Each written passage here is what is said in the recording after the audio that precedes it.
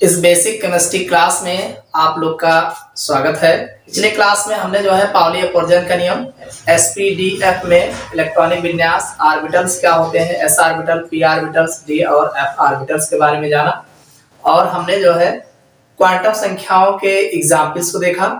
आज इस क्लास में हम जो है हुंड के नियम को, आपबाउ के नियम को और हाइजेनबर्ग की अनिश्चितता के सिद्धांत को इन्हीं सब पर जो है व्याख्या करेंगे। अगर आप लोग नए हो तो चैनल को सब्सक्राइब कर लीजिएगा, अगली क्लास का नोटिफिकेशन आपको जो है प्राप्त हो सके। परीक्षा की तैयारी कर रहे हूँ, जनरल साइंस में जो केमिस्ट्री का क्वेश्चन आता है, सारे क्वेश्चन क्लास में जो है उसका जवाब हमारे क्लास में मिल जाएगा। के स्टूडेंट हो, 10th के स्टूडेंट हो, 11th के स्टूडेंट हो, 12th के स्टूडेंट हो या आप किसी भी कॉम्पिटिटिव एग्जाम्स की तैयारी कर रहे हो, सबके लिए ये वीडियो काफी हेल्पफुल होगा। हुंड का अधिकतम बहुलकता का नियम या Hund's rule of maximum multiplicity, यानी इसी को हुंड का नियम भी कहा जाता है। समान ऊर्जा वाले कक्षकों में पहले एक इलेक्ट्रॉन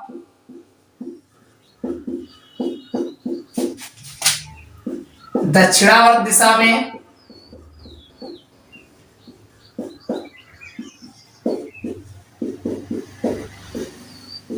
भर दिया जाता है, फिर बचे हुए इलेक्ट्रॉनों का युग्म वामावर्त दिशा में भरा जाता है, अर्थात इनके अनुसार एस, पी, डी तथा एफ कक्षकों में इलेक्ट्रॉनों का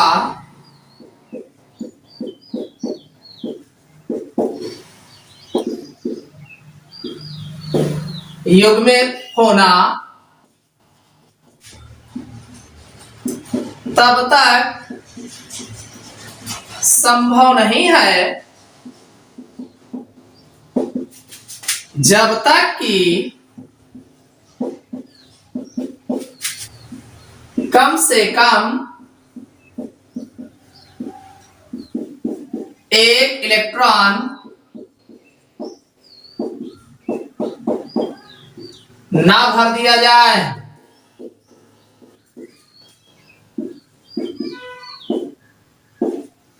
ये हुंड का अधिकतम बहुलकता का नियम है। हुंड का नियम क्या कहता है कि समान ऊर्जा वाले कक्षकों में, जैसे चाहे आप पी कक्षक ले लीजिए, चाहे डी कक्षक ले, चाहे जो कोई भी कक्षक ले लीजिए, तो हर उस कक्षक की जो उसमें कॉलम्स बने होते हैं उनकी एनर्जी लेवल जो होता है वो समान होता है।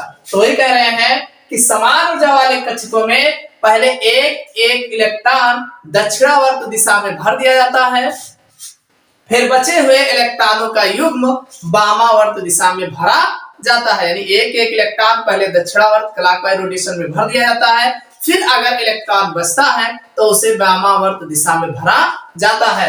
यानी इनका युग्मित होना, युग्मित मतलब युग्म बनाना, पेयर बनाना, जोड़ा मतलब एक कॉलम में दो इलेक्ट्रॉन जब हो जाए, तो वही कह रहा है कि जिनका युग्मित होना तब तक संभव नहीं, यानी युग्म तब तक नहीं बनाया जा सकता जब तक कि कम से कम एक इलेक्ट्रॉन ना भर दिया जाए, यानी जब तक कि सभी कक्षकों में पहले एक इलेक्ट्रॉन ना भर दिया जाए। जैसे मान लीजिए 3d7 है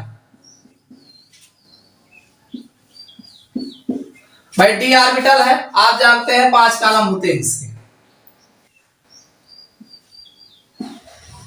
भाई डी में अधिकतम 10 इलेक्ट्रॉन आता है, डी कक्षक में अधिकतम जो है 10 इलेक्ट्रॉन भरा जाता है।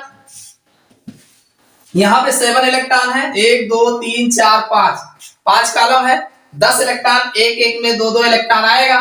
देखिए हर एक कॉलम का जो एनर्जी लेवल है वो समान है, यानी ऊर्जा स्तर जो होता है वो समान है। यानी 2 इलेक्ट्रॉन इसमें भी आएगा, 2 ही इलेक्ट्रॉन इसमें भी आएगा, 2 ही इलेक्ट्रॉन इसमें भी आएगा, 2 इसमें आएगा, 2 इसमें, किसी में 3 नहीं आएगा। तो वही कहा गया कि समान ऊर्जा वाले कक्षकों में, यानी ये सब क्या है, एक समान ऊर्जा वाले कक्षक है। ये सब क्या है, एक समान ऊर्जा वाले कक्षक है। वही कहा गया समान ऊर्जा वाले कक्षकों में पहले एक एक इलेक्ट्रॉन दक्षिणावर्त दिशा में भरा जाता है। देखो दक्षिणावर्त और वामावर्त क्या है, देखिए दक्षिणावर्त का मतलब होता है इलेक्ट्रॉन ऐसे दिखाया जाता है। कहीं कहीं किसी बुक में आपको ऐसे तीर जैसा दिखाई देगा, किसी बुक में आपको ऐसे दिखाई देगा, या जो है आप इस तरीके से दिखाया जाता। और वामावर्त की अगर हम बात करें तो वामावर्त को इसका अपोजिट करेंगे। देखिए इसमें तीर का नोक जो है ऊपर की ओर है, तो इसमें तीर का नोक जो है नीचे की ओर होगा।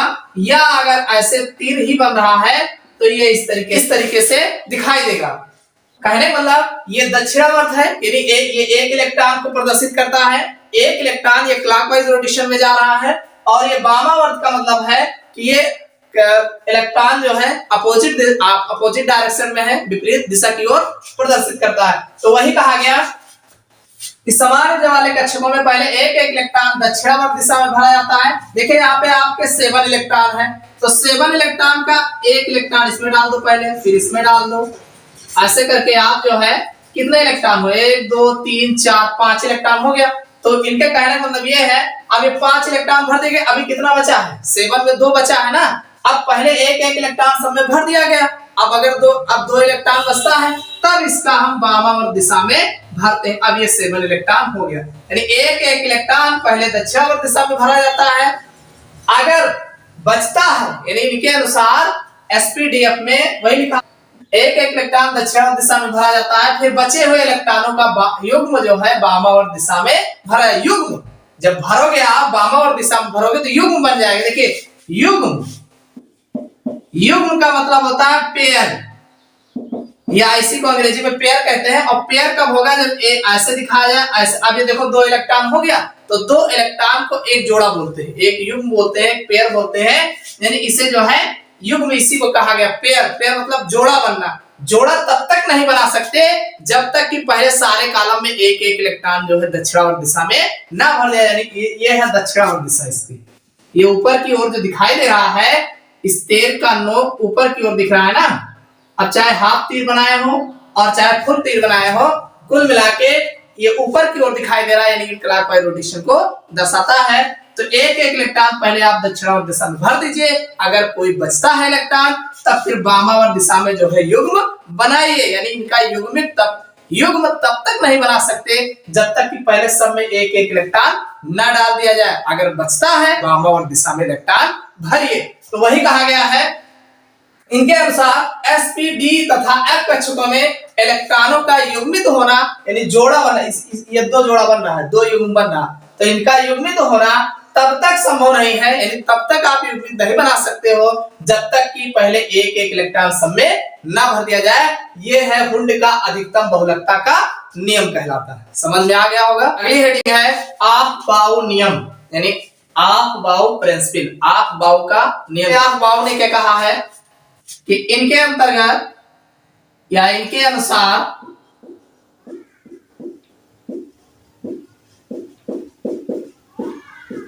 इलेक्ट्रॉनों का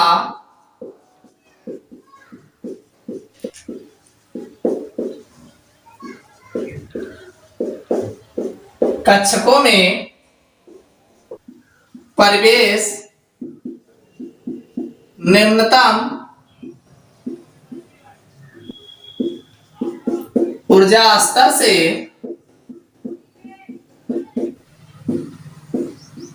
उच्चतम ऊर्जा स्तर में होता है। देखिए आफ-बाउ नियम जो है, आफ-बाउ क्या कहते हैं कि इनके अनुसार इलेक्ट्रॉनों का कक्षकों में प्रवेश। देखिए जो इलेक्ट्रॉन होते हैं, इलेक्ट्रॉन कक्षक, जैसे एस कक्षक, पी कक्षक, डी कक्षक और एफ कक्षक, ये सब कक्षक है, ऑर्बिटल्स हैं। तो इलेक्ट्रॉनों का कक्षकों में प्रवेश निम्नतम ऊर्जा स्तर से उच्चतम ऊर्जा स्तर की ओर होता है। अगर बात किया जाए तो यस कक्षक, फिर पी कक्षक, फिर डी कक्षक और फिर एफ कक्षक। ये जो है यस कक्षक है, इसकी ऊर्जा लेवल जो है कम होता है।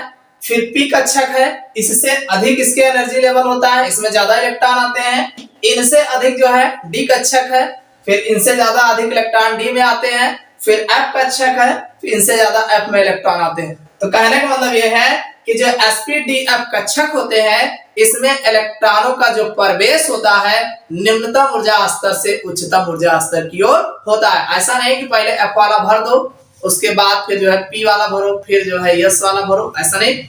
इलेक्ट्रॉनों का जो कक्षकों में प्रवेश होता है निम्नतम ऊर्जा स्तर, निम्नतम मतलब इसे लोअर से लेकर के हायर की ओर बढ़ते हैं, निम्नतम ऊर्जा स्तर से उच्चतम ऊर्जा स्तर की ओर होता है। जो आप पाऊ लिखा गया है, ये आप पाऊ शब्द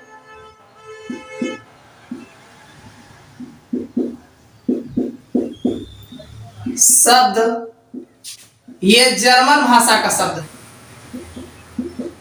भाषा का शब्द है जिसका अर्थ है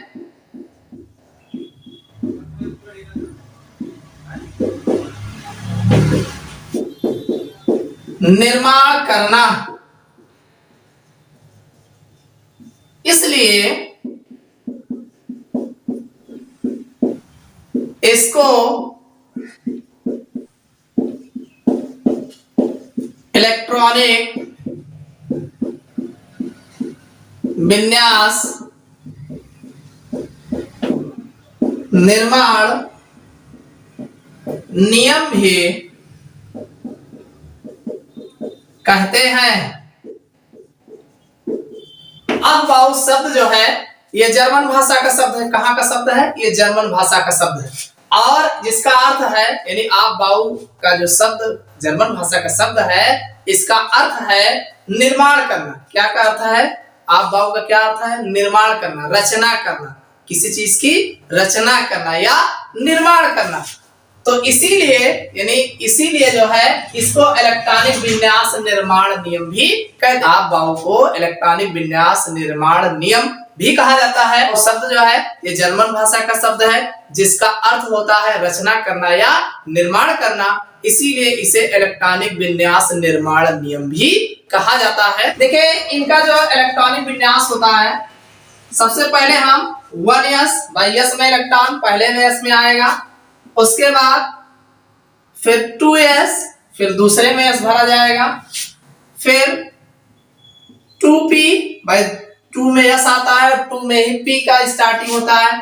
फिर इसके बाद 3s, फिर अब दूसरे में p के बाद d तो आएगा नहीं।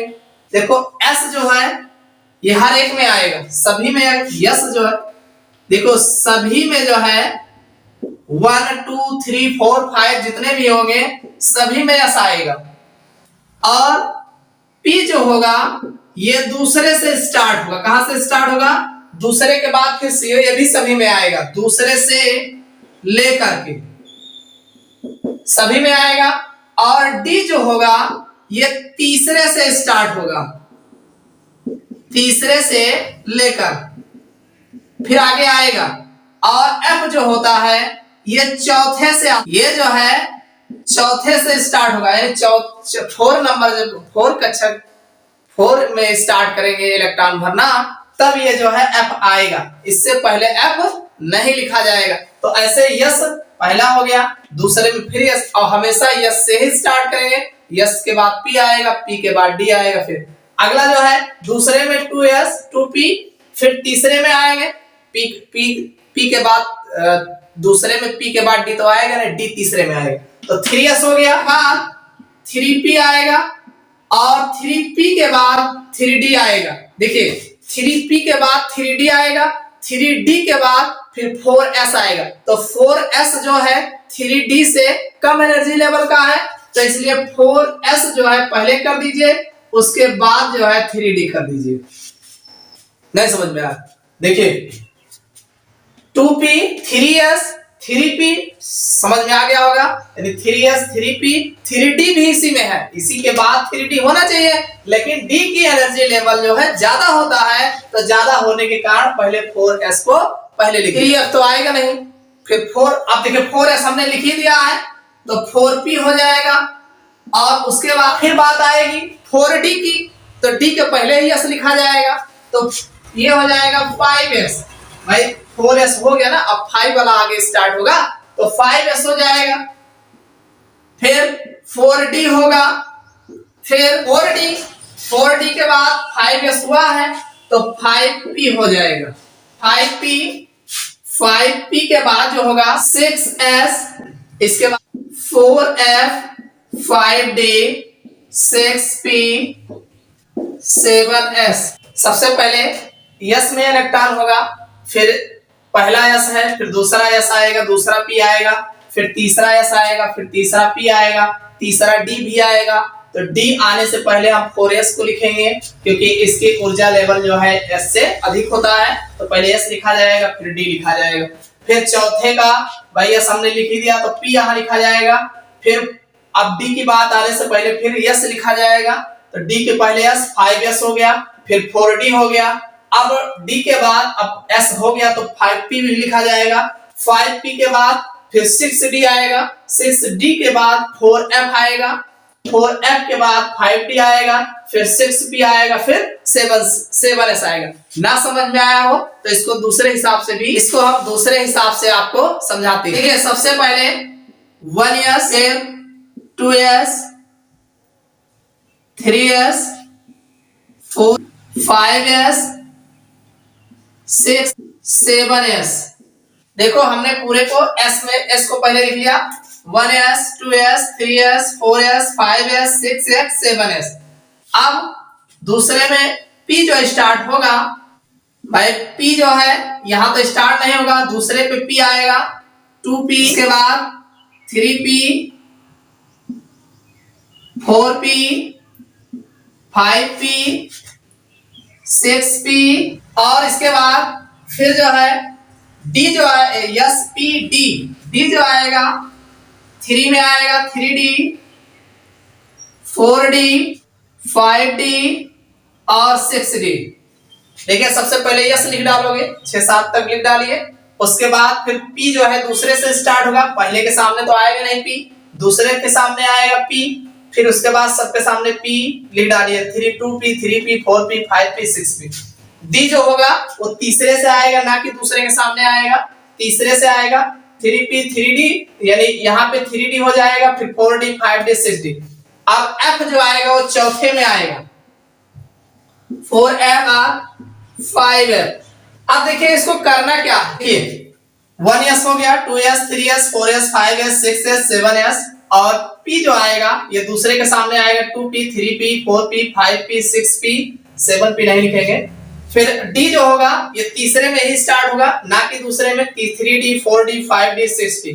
और फिर f जो होगा वो चौथे के सामने है, चौथे में स्टार्ट होगा, 4f फिर 5f।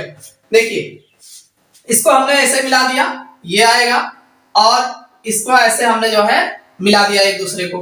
अब जो है, अब हमने जो है इसको ऐसे ले जाकर के यहां से जोड़ दिए, और फिर इसको इस तरीके से ले जाकर के हमने इधर जोड़ दिया, और यहां से इसको ले जाकर के हमने यहां से जोड़ दिया, फिर इसका अगला सिरा ले जाकर के हमने इसके पिछले सिरे से जोड़ दिया, यहां से इसको ले जाकर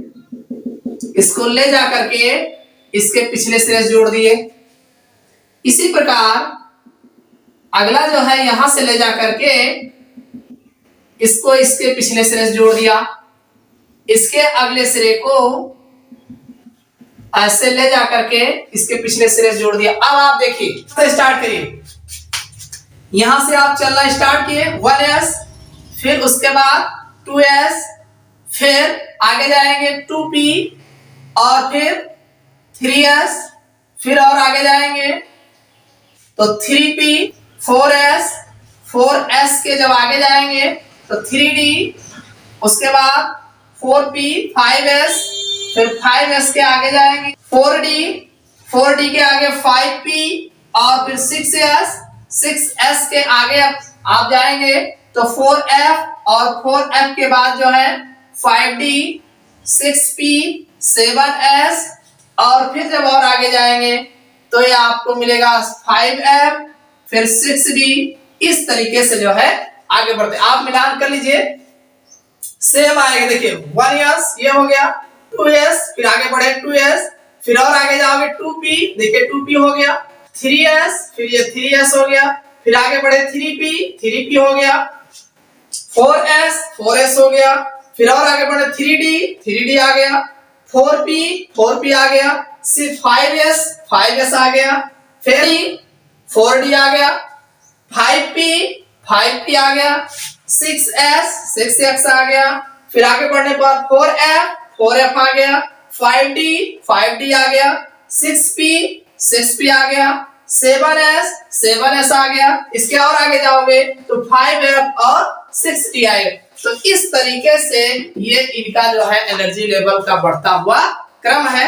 इस तरीके से इलेक्ट्रॉनों का कक्षकों में प्रवेश जो है निम्नतम ऊर्जा स्तर से उच्चतम ऊर्जा स्तर की ओर किया जाता है। ये अगर आपको न याद हो तो आप इस तरीके से बना डालिएगा। कुछ नहीं करना है, सबसे पहले 1 2 3 4 5 6 ऐसे जो है यस को बना लीजिएगा। फिर दूसरे पे P वाला पहले इसके सामने P मत लिखिएगा, दूसरे से P बनाइएगा 2p 3p 4p 5p 6p ऐसे लिख डालिएगा।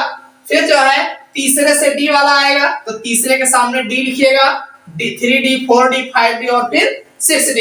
और F जो होगा वो चौथे से स्टार्ट होगा तो यहाँ चौथे के सामने F लिखिएगा, पांचवे के सामने F लिखिएगा और फिर जो है ऐसे तिरछे में जो है एक दूसरे को मिला दीजिएगा।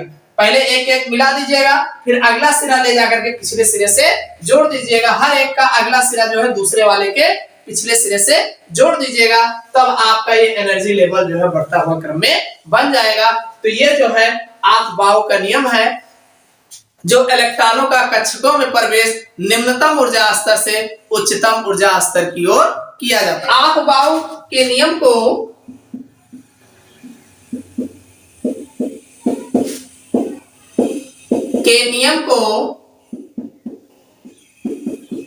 N+L का नियम भी कहते हैं, का नियम भी कहा जाता है। तो ये तो था आफ-बाउ का नियम। हेडिंग है हाइजेनबर्ग की अनिश्चितता का नियम, हाइजेनबर्ग्स अनसर्टेनिटी प्रिंसिपल। तो हाइजेनबर्ग की अनिश्चितता का नियम क्या है? इस सिद्धांत के अनुसार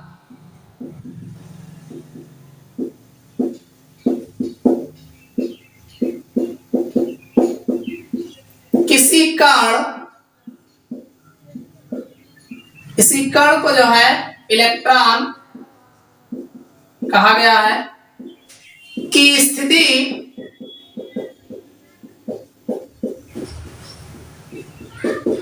पोजीशन और वेग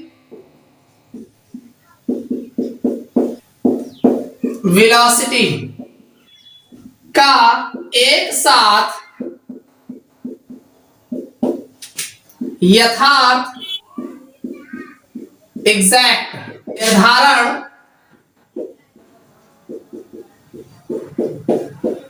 असंभव है।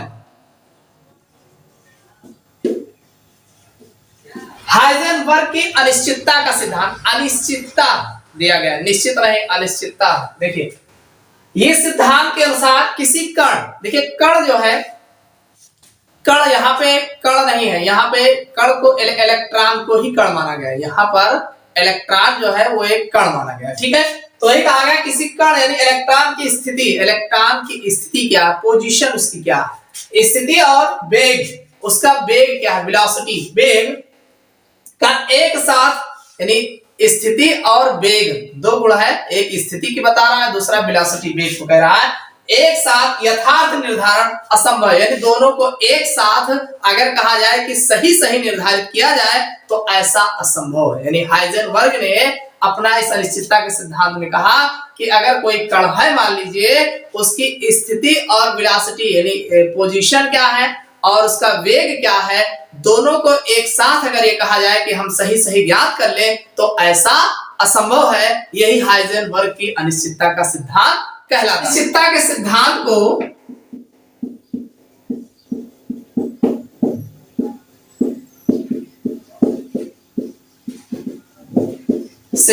को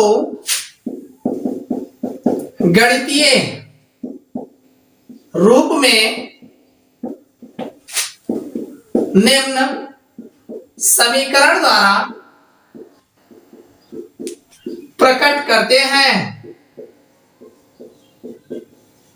अब ये अनिश्चितता के सिद्धांत को हम delta P delta X greater than equal H upon 4 pi, delta P delta X greater than equal यानी ग्रेटर देन इक्वल, इससे अधिक भी हो सकता है या बराबर भी हो सकता है, एच अपान 4 पाई, जहां डेल्टा एक्स कण की स्थिति में अनिश्चितता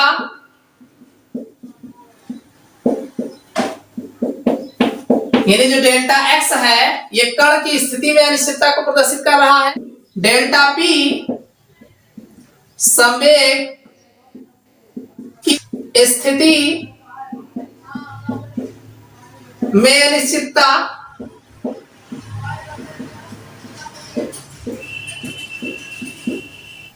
एच प्लांक